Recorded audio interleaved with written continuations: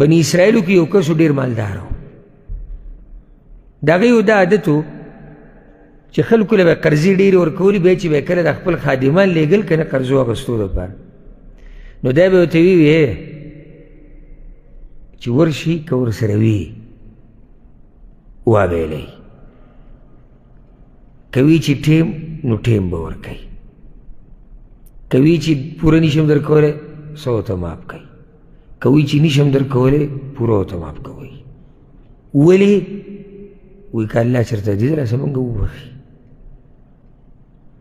نو قیامت په ورځ چې کله دی د الله مخې له راوستی شي، نو الله به ملایکو ته وایي د ده غټ عمل وګورئ. حدیث کې راځي او الله پوهه دی، خو د هر څه کې حکمت یې چې الله یې راښکاره کوي.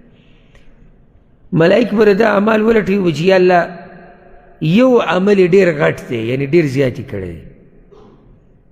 څه دی؟ الله به وایي یا الله ده به دا وي د خپلو غلامانو ته او خادمانو ته، وی الله به وایي چې زمونږ د بندګانو سره دومره ښه کړي د هغې په بدل کې به ورسره مونږ هم ښه وکړو، او چې ده زمونږ بندګان معاف کړي دي مونږ به دی معاف کړو.